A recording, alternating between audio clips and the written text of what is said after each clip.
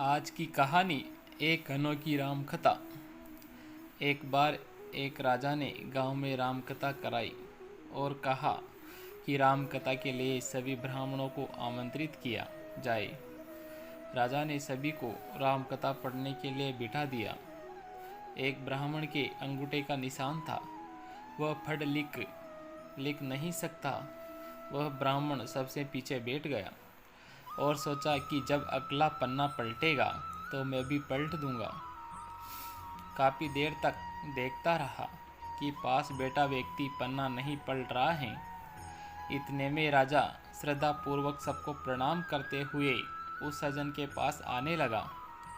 तो उसने एक ही रट निकाली कि अब राजा पूछेगा तो मैं क्या कहूँगा, अब राजा पूछे तो मैं क्या कहूँ।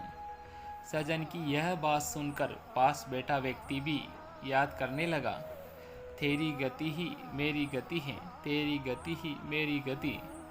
इतने में तीसरा व्यक्ति बोला, ये खंबा कब तक टिकेगा, ये पोल कब तक चलेगा। चौथा व्यक्ति बोला, जब तक चलता है जाने दो, जब तक चलता है। चारों इस प्रकार सिर झुकाए बैठे हैं कि अब यदि राजा पूछे तो मैं क्या कहूँ, तेरी रफ्तार मेरी रफ्तार। तीसरा बोला, ये पोल कब तक चलेगी। चौथा, जब तक रहे तब तक चलने दे। जब राजा ने उन चारों की आवाज़ सुनी तो राजा ने पूछा कि ये सब क्या गा रहे हैं। ऐसी घटना हमने रामायण में पहले कभी नहीं सुनी। इस प्रकार एक महात्मा उठे और बोले, महाराज, रामायण के ये सब प्रसंग बता रहे हैं, वे पहले व्यक्ति हैं, बड़े विद्वान हैं। सुमत ने अयोध्या कांड में ये कहा, राम लक्ष्मण सीता जी को वन में छोड़कर लौट आते हैं। घर सुमत कहता है कि अब राजा पूछेगा तो मैं क्या कहूँगा, अब राजा पूछे तो मैं क्या कहूँ। फिर पूछा कि ये दूसरा क्या कहता है कि आपकी गति ही मेरी गति है। तो महात्मा ने कहा, महाराज, वह उनसे भी अधिक विद्वान है। किष्किंधा कांड में जब हनुमान जी राम लक्ष्मण जी को दोनों कंधों पर बिठाकर सुग्रीव के पास गए, राम जी ने कहा कि सुग्रीव, आपकी गति मेरी गति है, आपकी पत्नी का बाली ने रखा है और मेरी पत्नी को रावण ने हर लिया है। राजा ने आदरपूर्वक फिर पूछा, महात्मा जी, यह तीसरा कह रहा है कि यह खंबा कब तक टिकेगा। ऐसा कभी किसी संत ने नहीं कहा।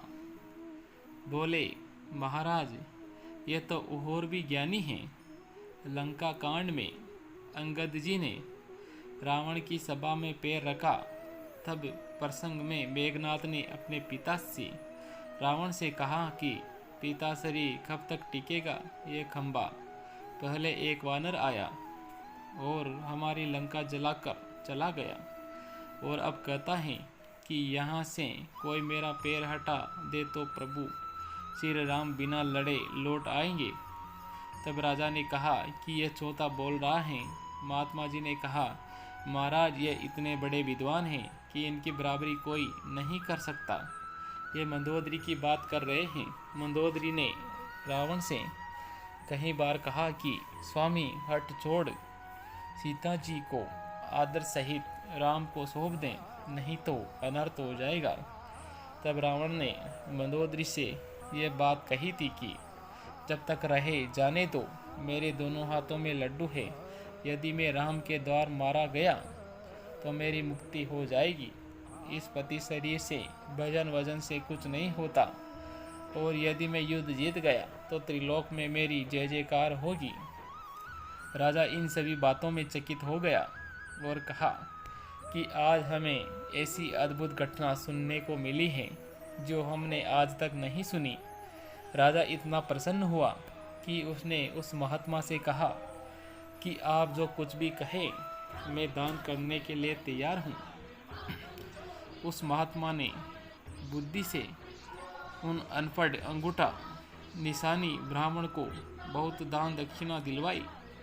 यहाँ एक बात विशेष ध्यान देने योग्य है, इन सब बातों में एक ही सार है कि कोई अज्ञानी, कोई नास्तिक, चाहे कुछ भी हो, रामायण भागवत जैसे महाग्रंथ का भक्ति भाव से स्पर्श करने मात्र से ही सब संकटों से छुटकारा मिल जाता है।